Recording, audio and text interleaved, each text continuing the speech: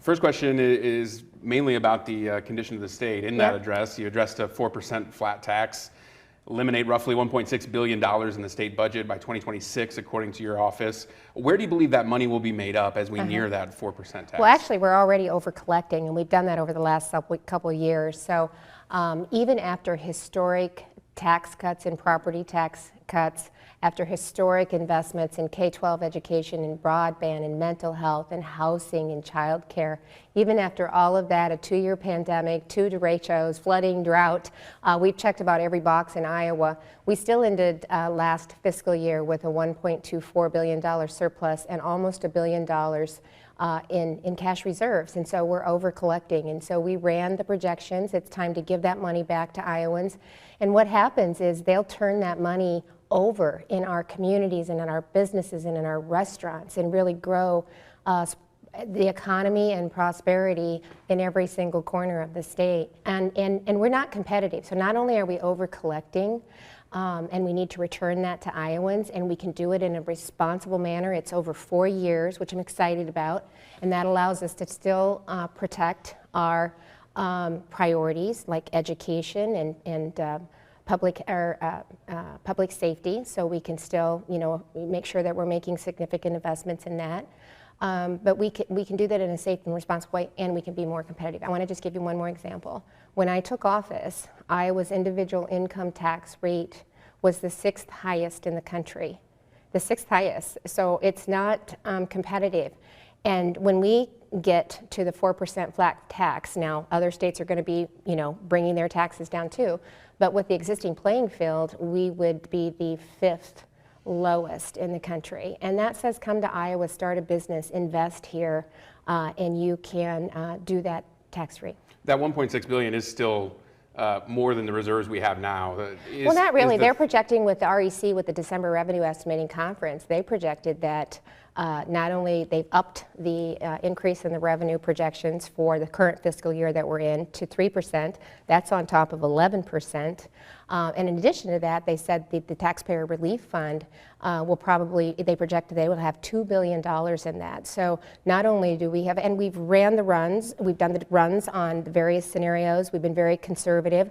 We used anywhere from 3.4 to 4% revenue growth. That's what I base my budget on every single year, and it includes new spending. So we've already factored that in, and with the projected surpluses, the cash reserve, the ending balance, the tax relief fund, we can do it, and we can do it in a responsible manner. The other side of the aisle says it's a tax break for the rich compared to the, yeah, well, here's the problem. What's your response? Yeah, with the other side of the aisle, they think bureaucrats know better how to spend your money, Iowans' money, than we do. I believe Iowans know best how to spend that money, and we can do it in a responsible manner and still honor the priorities. It's fair, it's flat, it's simple, it's competitive, and it, again, allows Iowans to keep more of their hard-earned money. And we're over collecting, and it's not just, we're not just speculating. We have years of data to support that. In 2018, we passed the largest income tax cut in the history of our state, and we've been able to see significant growth even with everything that I just laid out.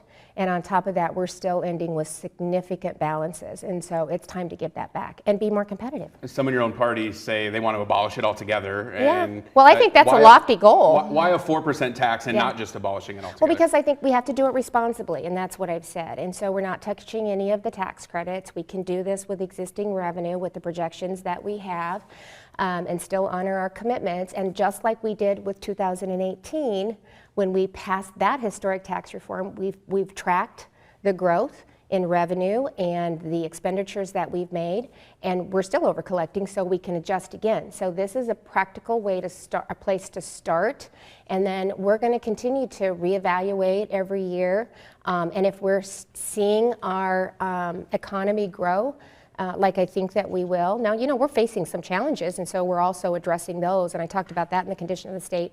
But still, even with conservative projections, we're still going to see some growth. Is the end goal of a zero? Well, I don't know. We'll see. I mean, we just are going to, like every other state. I mean, I have 17 Democratic-led states that have lower taxes than Iowa. So we are not where we need to be. Not only am I competing with Republican governors across the country who I meet with them, and let me tell you, that's all they talk about is the same thing, doing it in a responsible manner, but getting that money back to taxpayers.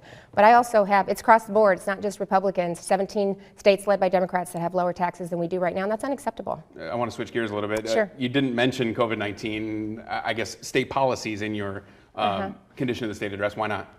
Well, you know, I talked a lot about it last year, and I talked about the resilience of Iowans and how, you know, when we put our trust in them, they do the right thing. And so it was really interwoven into the theme of the condition of the state, which really was, if we put our faith in Iowans, Iowans will come through. And I'm sure you've heard me say that over and over in the last 2 years since we began this ride in 2020. So nothing has changed, but you know, it's the entire state is red right now. Omicron is just spreading like wildfire. And you know, people that get vaccinated, that get a booster, they're still getting it, they're still spreading it. And so, you know, we have to figure out how to mitigate it in the best way that we can. I'm proud that we actually have been providing at-home tests for 6 months. The administration is finally, you know, getting into the game and looking at ways that they can maybe participate in this. But at some point, you know, you can't test your way out of this either. It's just, you know, we have to stay home when we're sick, you know, wash your hands, do what you can. But I think the Prime Minister in England today just announced a few minutes ago where they were going to put their trust in their people, and they're lifting the mask mandates and the vaccine mandates, and they're moving on. And really, I think that's where Americans are at, and I think that's where Iowans are at. And if that is where we are, why not mention that, and why not encourage them in your speech? I did. I said thank you. Thank you for, you know, doing the right thing. We put our faith in you, and you came through.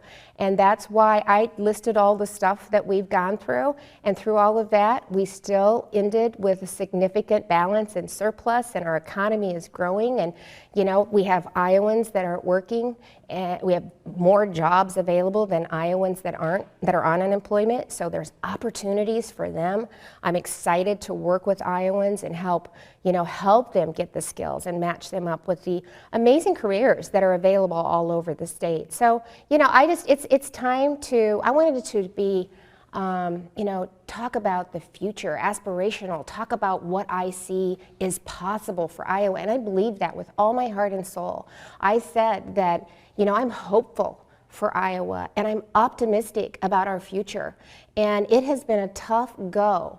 But I tell you, Iowans, if nothing else, and I said this when I talked to the AP, I talked about, you know, we talk about the word resilient a lot, and it is at the very fabric and core of who we are as Iowans, and I see it every single day.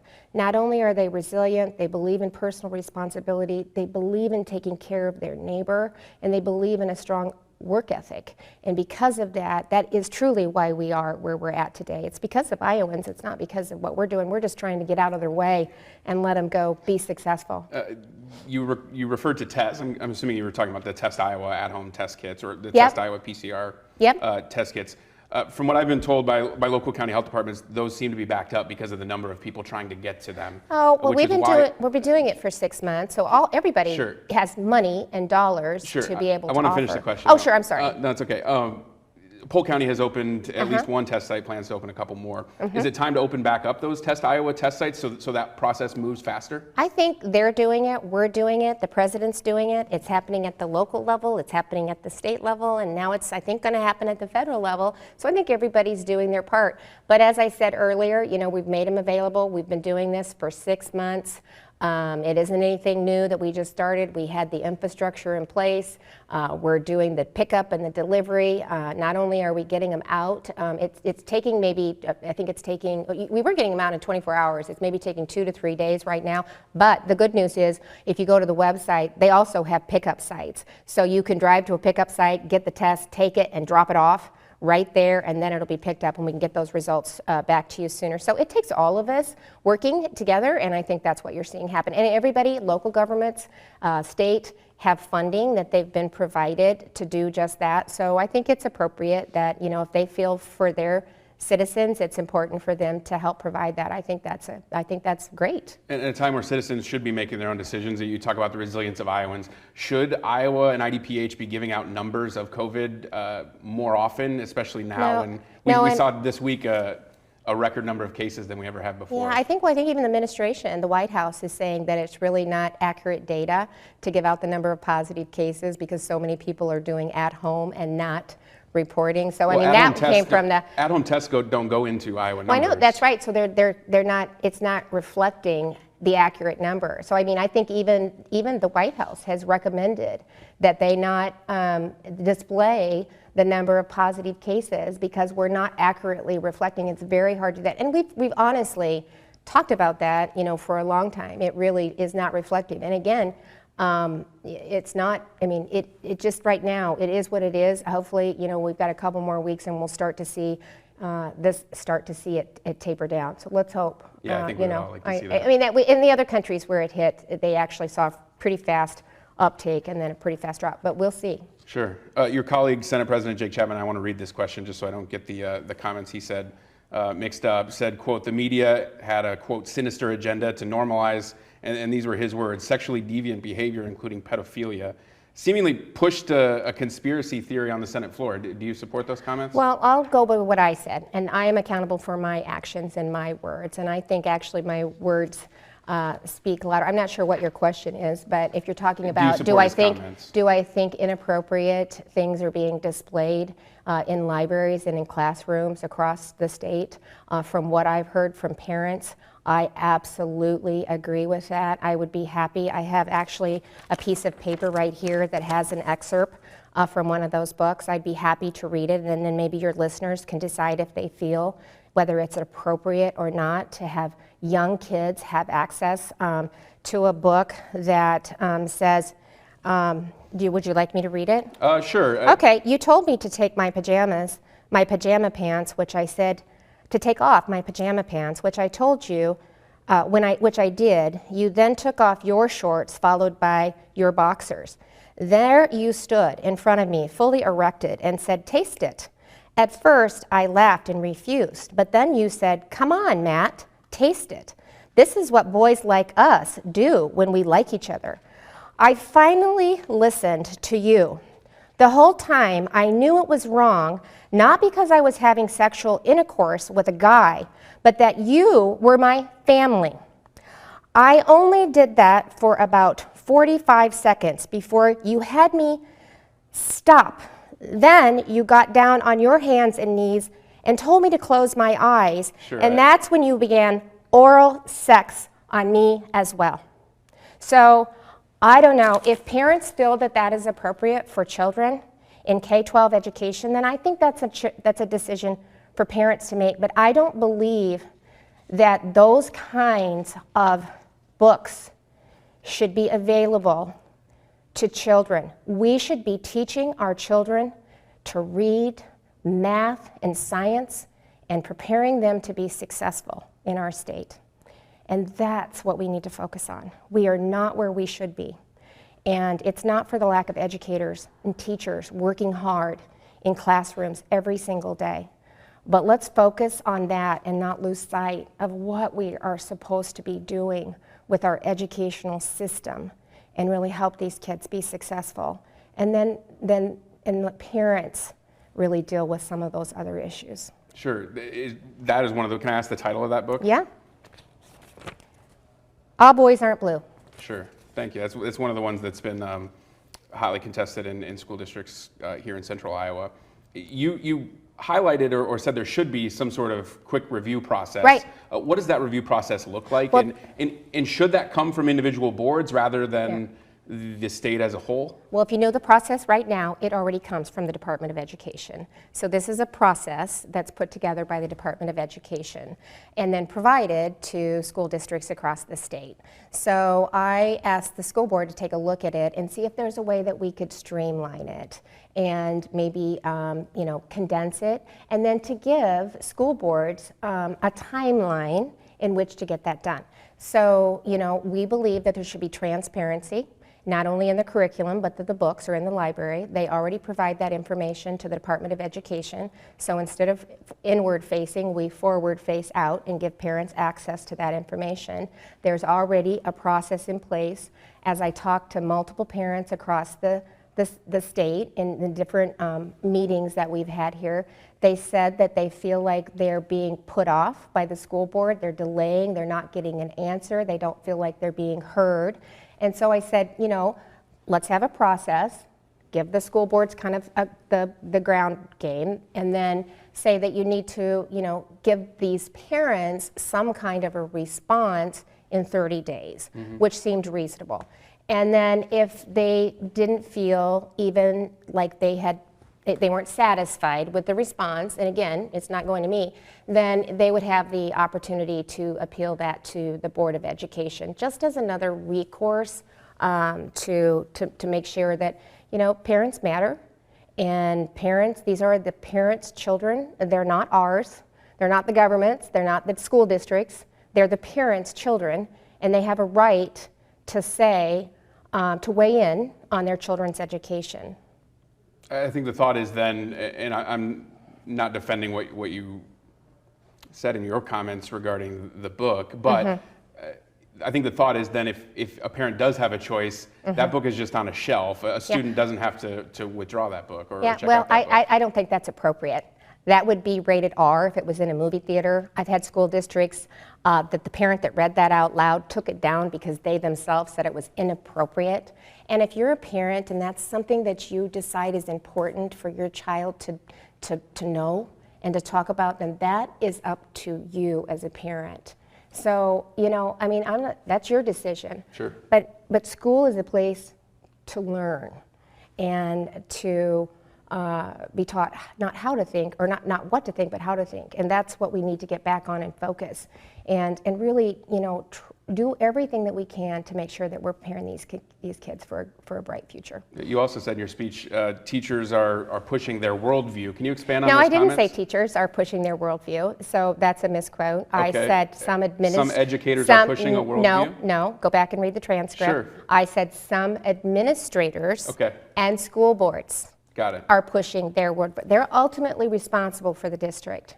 Sure. And so that's where that's how I talked about that in the condition of the state. Okay. Can you expand on the worldview part of it? Yeah, just like that. You know, if they're pushing whether it's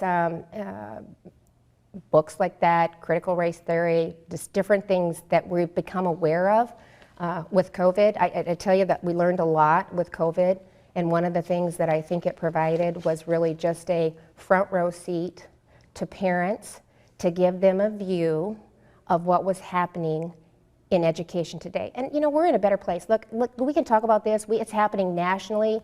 There was just an election that was won in Virginia that was solely based on giving parents the authority and the power to make the decisions regarding their children. So, but that's irrelevant. But you know, we've really, I think, one of the things I talked about in the condition of the state, and one of the reasons we did the bonus, was to say thank you for teachers, because one of the things that we did in Iowa that so many other states didn't, and Virginia was one of them, and I think that was ultimately a deciding factor, to be really honest, was the fact that they kept their kids out of the classroom for almost 2 years. And we are going to continue to just see the devastation and the impact that has had on our young people for decades. Not the mental health, the fear, the tactics, the lack of social and emotional growth, the safe environment for kids to learn in. I mean, the reports of abuse, child abuse, tanked because guess what? Our educators are mandatory reporters, and that's where a child feels safe to talk about what he's dealing with at home, a hot meal, a safe environment, social and emotional growth, someplace where they can learn and maybe have an opportunity to be successful in life and change the trajectory that they're on right now. And so, you know, we did a good job of that. We've had ours in for the last year. We came back after the short timeline that we were at. I lost track of time, but we started by playing sports, you know, baseball and softball, and really gathering data and proving that we could do it in a safe and responsible manner. Sure. You also unveiled a school choice program the other night. Yeah. We reported on it. why, I want to talk about the 30% or the Sure. excess. Sure. Why send that to small town or small school districts? Because sometimes it's one or two students can have an impact on a smaller school district. They don't have access to some of the other options that choice provides in some of our larger school districts, and it just takes time to start charter schools and to put in some of the other options that could be available to parents. And so there are a couple other states, as we were doing the research, that had done that, and they had seen some really good success with it. And so as we were doing our research and looking what other states were doing and how they were seeing some significant success in education, I felt like this was something that would work in Iowa, especially with the number of rural school districts that we had. So, you know, it's a place to start the discussion. If people have, if the legislature has some different ideas with that, I'm open I'm open to that, of course. But this was, I thought, a good place to really help recognize the fact that it sometimes has a different impact on some of our smaller schools. My question is, if a kid leaves a smaller school, and that's what you're referring to right there, why not send that 30% then back to the school that kid Well, left? they're already keeping, they're already keeping the state the federal and local taxes, so that stays. We don't remove that, so they're already keeping some funding, and they don't have the student to teach.